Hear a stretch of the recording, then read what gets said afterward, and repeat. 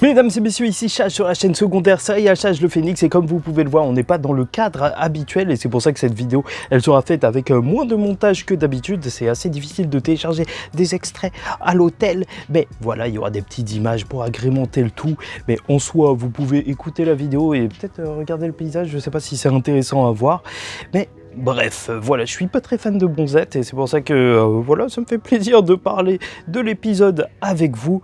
Donc épisode 45 de Jujutsu Kaisen, si vous suivez la série depuis le début, ou épisode 20 donc, ou 21 donc de cette saison 2 de Jujutsu Kaisen, concernant très précisément le drame de Shibuya. Il ne reste plus que 2 épisodes et franchement, pour ceux qui ont lu le manga, sans aucun spoil, je pense qu'il y a largement de quoi meubler afin de ne pas commencer le prochain arc, parce qu'il n'y a pas forcément beaucoup de transitions en fait dans Jujutsu Kaisen, ce qui avait assez choqué les fans en fait du manga. Et en soi, là, l'anime, c'est peut-être le moment parfait pour ajouter un petit peu plus de transition à la fin de Shibuya, et qui va se terminer, de toute façon, vous le sentez venir. Je pense que vous le sentez venir, et bien sûr, encore une fois, c'est un épisode très réussi. Vous êtes sur la chaîne secondaire Serial Chage le Phénix, je sais pas si je l'ai dit, mais c'est pas grave, on le répète encore une fois.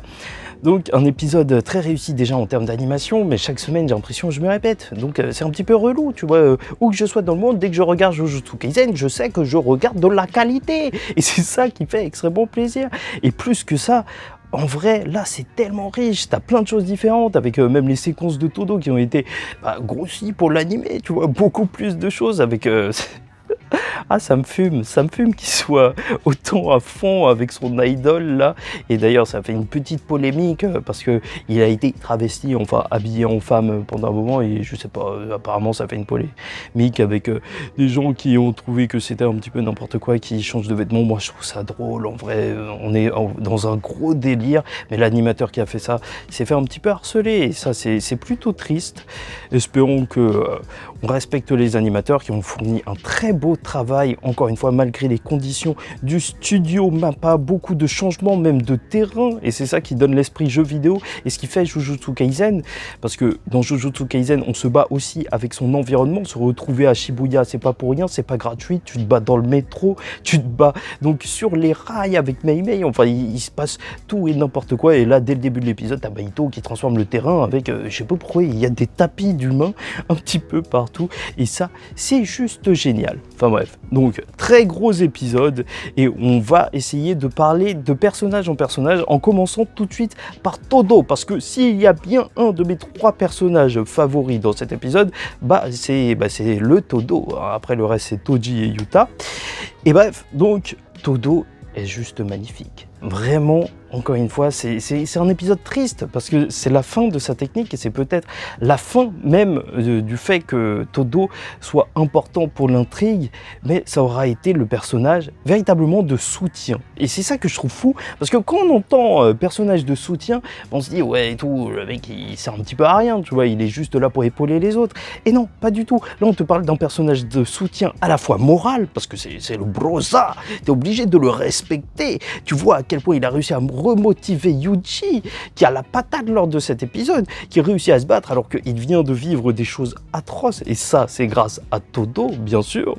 Et plus que ça, même le soutien bien sûr lors de combats, puisque son Boogie Woogie permet la téléportation, et ça c'est juste génial. Et même Mahito en fait il s'en rendra compte que c'est le véritable problème pour l'affrontement. En fait, il faut absolument qu'il éloigne le gorille à chignon. Ça me fait... C'est vraiment le Broly de cet univers. Le mec, il est super baraqué, il tabasse tout et n'importe quoi. Et c'est pour ça que Mahito, il va sortir ses humains modifiés, mais la fusionner avec plusieurs et axer sur l'attaque, histoire de faire en sorte que Todo prenne des dégâts, ou en tout cas soit occupé. Parce que si Todo a déjà réussi à battre un fléau de classe S à lui tout seul, alors là c'est vrai que c'est assez compliqué, alors qu'il pensait que c'était un fléau de classe 2-3 qui allait arriver vers lui en humain modifié. Il s'est pris une patate et il s'est envolé, et franchement je trouve que la scène est super bien faite, et c'est ça qui est fort dans Jujutsu Kaisen, c'est de voir les personnages se dire ouais ça je peux le gérer, et voir qu'en fait, non, en fait, pas du tout. Et il se prend un pain et il s'envole partout. C'est ça la folie de Jujutsu Kaisen. Tu vois les personnages penser, réfléchir à leurs actions et la réalité qui est en face, qui est parfois en leur faveur et parfois en leur défaveur. Et c'est vrai que, bah voilà, parfois ça rend des résultats terribles, mais Todo va gérer ça, se retrouver une nouvelle fois du côté de Yuji. Et bien sûr, il perdra sa main dans l'extension de territoire de Mahito, mais on y reviendra pour expliquer tout ça. Il a appris le territoire simplifié pour se protéger, le territoire des faibles, donc que Miwa utilise, que normalement Kusakabe utilise, enfin beaucoup de personnages utilisent aussi le petit frère de Mei Mei, parce qu'il faut bien une chose pour se défendre des extensions de territoire qui sont la capacité la plus puissante de Jujutsu Kaisen. Il faut le retenir, vraiment c'est l'art ultime de l'exorciste. Donc Todo a appris ça de son sensei. Yuki, on l'avait vu il y a longtemps dans la saison 1 lors du combat de Todo justement. Et Yuji face à Hanami, désolé si je transpire, il fait vraiment ultra chaud ici. Hein. Franchement, je pensais pas. Mais en plus, en parlant comme ça, sans s'arrêter, faut que ça y va. Bref, donc extension de territoire, il a tenté de se protéger avec un territoire simplifié, sauf que c'était concentré sur sa main et il a perdu sa main. Et même si il arrivera à juste claquer dans la main de Mahito, ce qui est juste génial, pour se téléporter, et on aura quand même ce moment qui est ultra en fait satisfaisant et fou et à la fois drôle, enfin voir que Todo en fait, ce qu'il avait, sa petite chaîne là autour du cou, à l'intérieur, il y avait une photo de Takaba ou je sais pas quoi, je sais plus comment elle s'appelle, donc cette idole dont il est fan, actrice, chanteuse ou je sais pas quoi.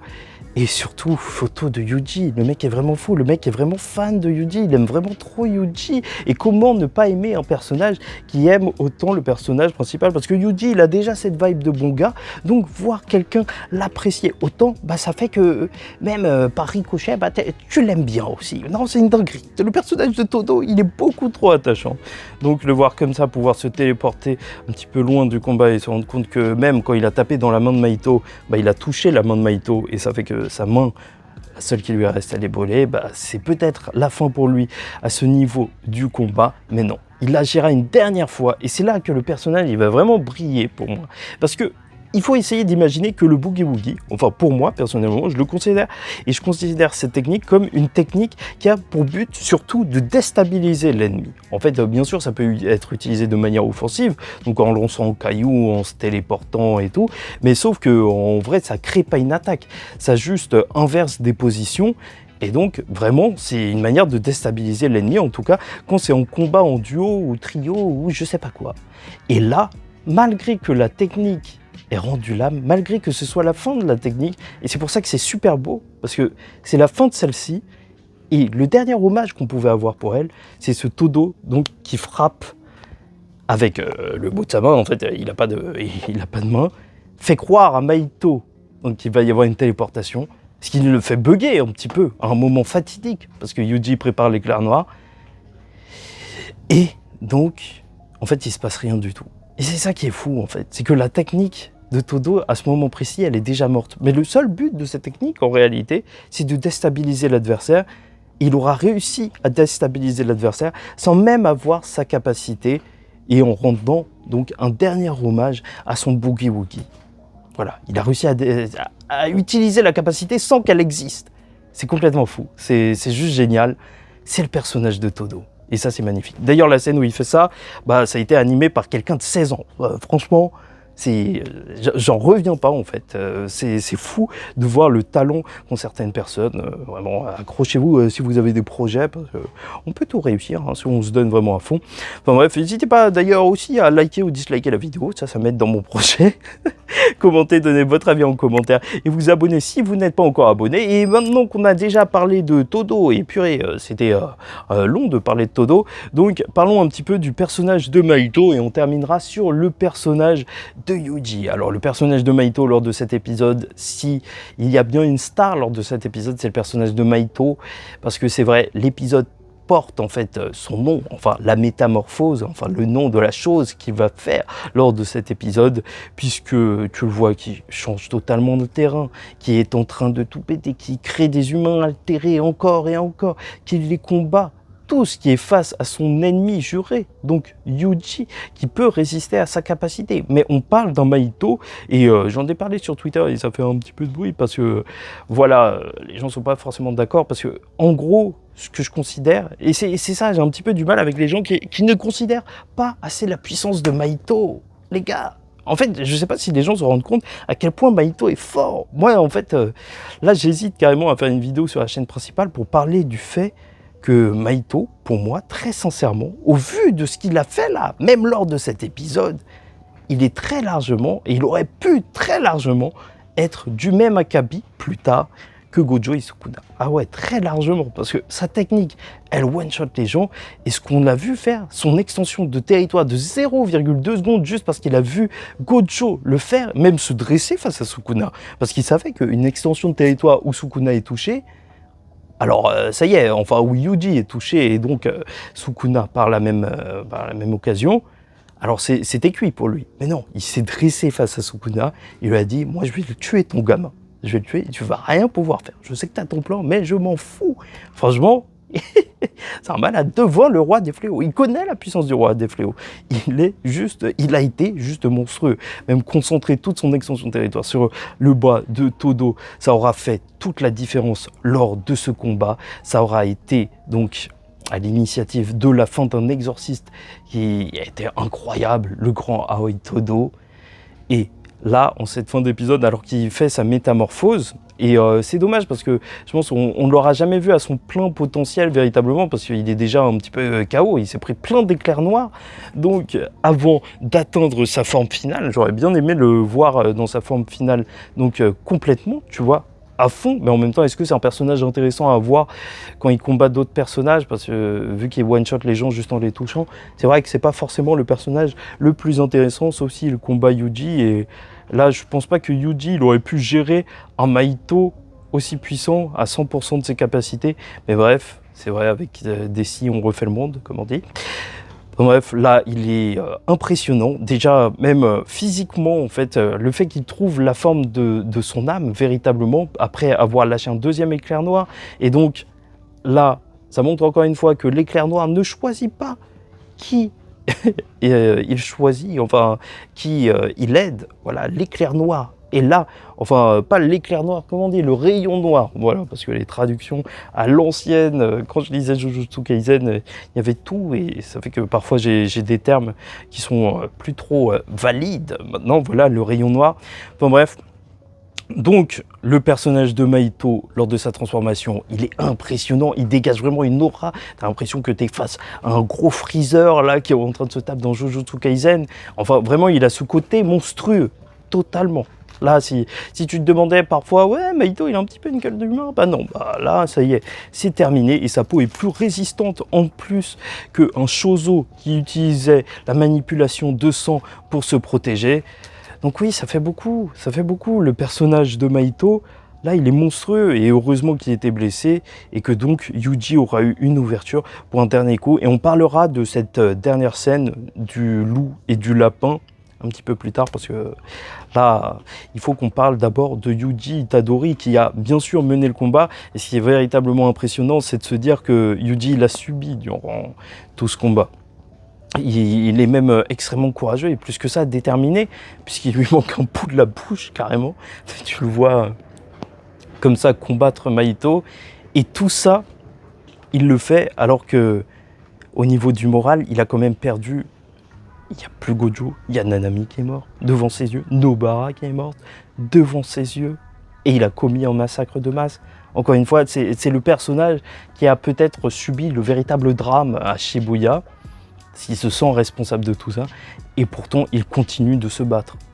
Grâce à Todo aussi, hein, on ne va pas se mentir, c'est aussi grâce au Brosa. Mais voilà, le voir avec une telle détermination, continuer de combattre encore et encore, et se rapprocher de la victoire, même en voyant Todo perdre sa capacité, perdre sa main et se dire merci et tout, là je vais l'avoir, tu vois, vraiment porter les ambitions de ceux qui sont tombés au combat. Et c'est ça, en fait, un petit peu le personnage de Yuji, un petit peu Jujutsu Kaisen, c'est pour ça qu'il y a des morts, c'est pas forcément gratuit, donc c'est plutôt fort, voilà. Et là, en fait, à la fin, quand il se concentrera pour faire un éclair noir, et de toute façon, ça t'est dit, et c'est ça qui est impressionnant, c'est que l'éclair noir, ce n'est pas quelque chose que tu choisis. Voilà, c'est quelque chose qui arrive. C'est quelque chose qui arrive, que tu peux essayer de provoquer, mais tu peux pas décider. Il n'y a personne qui décide de lâcher un éclair noir. C'est bien trop facile. Mais certains font des dingueries. Et là, Yuji, alors qu'il préparera son coup et qu'il lâchera un premier coup avec un coup de poing divergent, je vous rappelle que c'était sa capacité au début, vu qu'il dirigeait mal l'énergie occulte. Alors, donc, il donnait un coup et l'énergie occulte, elle arrivait après. Voilà, ça aura déstabilisé Mahito. Et grâce à Todo, qui fera la diversion, son éclair noir, alors que normalement, voilà, tu ne peux pas en prévoir un, mais Yuji l'aura fait, va exploser Mahito. Un des combats les plus satisfaisants, surtout dans cette scène de fin, où Yuji est juste en train de marcher vers Mahito, lui donne un gros kick, le fait voler, tu vois, fait voler son vieux corps. Ah, c'est tellement satisfaisant après avoir aimé et détesté le personnage de Mahito, parce que dans les ennemis, franchement, malheureusement, Sukuna, même en ayant tué plein de personnes, il n'est pas aussi détestable que Mahito. À ce moment précis, celui que tu détestes, c'est Mahito. C'est lui que tu as envie de voir se faire défoncer. Et donc, le voir empli de peur dans cette scène qui est ultra marquante, en fait. Et là, je trouve qu'ils ont fait un travail, mais juste ouf. Parce que c'était 1-2 pages qui était magnifique, en fait, dans le manga. Mais là, la séquence était longue. Voir les loups, les voir dans la neige, voir les lapins, tu vois, le lapin se briser la jambe, voir le Mahito qui a la jambe brisée. Et tout ça pour montrer que c'est vrai. Donc, Mahito, ici, est la proie. Et Yuji est donc le prédateur. Il est là, il va la voir. Et cette scène, elle revêt beaucoup de sens, et je vais faire un TikTok pour en parler en détail, enfin en détail un petit peu plus proprement avec du montage et compagnie. Peut-être sur la chaîne principale, je sais pas où je le sortirai. Mais bref, donc dans le sens où Mahito, à ce moment précis, et c'est pour ça qu'il a peur de Yuji, il se sent faible, mais il se sent surtout traqué. Et en fait, si tu veux comprendre l'entièreté de la scène, c'est que même les chapitres ou épisodes précédents, le titre de ceux-ci, c'était le bien et le mal. Et il y avait cette question, en fait. Et il y avait Mahito, même, qui poussait Yuji à bout, alors que Nobara, elle venait de mourir. Il disait, mais on n'est pas dans un conte de fées, là. Il n'y a pas de bien, de gentil, de méchant, ou je sais pas quoi, non. Moi, je tue les gens parce que je suis un fléau. Voilà, je vis ma vie. Toi, t'es un exorciste, tu veux m'exorciser. C'est tout simple. Voilà, il n'y a pas besoin de chercher midi à 14h. Et là, en fait, Yuji, il est dans le même état d'esprit. T'es pas face à un Yuji qui a la haine parce que Nobara est morte, enfin si, sûrement. Mais donc, parce que Nanami est mort. Mais là, c'est surtout un Yuji qui se considère, et il le dit, comme un roi de ce monde. C'est un exorciste. Mahito est là, c'est un fléau. S'il apparaît devant lui, il le tuera. Si Mahito existe et se réincarne, car c'est un fléau, il le recherchera et le tuera encore. Il le traquera, il le tuera encore. Il le tuera encore et encore. Et c'est cette image qui est ultra impressionnante et qui est à la fois très déterminée, en fait, de Yuji, qui est juste un rouage de ce monde et qui va juste accomplir sa mission coûte que coûte, qui fait peur à Mahito, en fait. Parce que là, le Yuji, c'est même pas par plaisir qu'il le fait. C'est parce qu'il va le faire. Il va le faire dans tous les cas.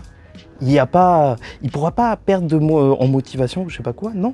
C'est juste, ce sera sa mission. À chaque fois que Mahito pointera le bout de son nez, il le tuera, même dans une autre vie. Et c'est ça qui est monstrueux. Et franchement, qui rend cette scène aussi impactante. Et donc, fin d'épisode, le Geto qui arrive. Enfin, le cerveau qui se trouve dans le corps de Geto. Tout ça pour un épisode magistral. Oh, c'était une folie. Vraiment, Jujutsu Kaisen, c'est une pépite. Et surtout, l'incident, le drame de Shibuya, c'est une folie. Voir une animation de cette qualité, voir les personnages courir dans tous les sens, tu vois, vraiment dynamique. Puis c'est encore une fois un très bon épisode. Mais là, extrêmement marquant pour tout ce qu'il raconte au niveau de Yuji, de Mahito, du nouvel état d'esprit de Yuji, de la fin de Todo dans un certain sens. Et bon, en attendant la semaine prochaine avec un peu plus de montage et dans un cadre un peu moins joli, et de toute façon je vais en profiter là, je vous dis ciao tout le monde, faites très attention à vous, et surtout, paix sur vous. My best friend!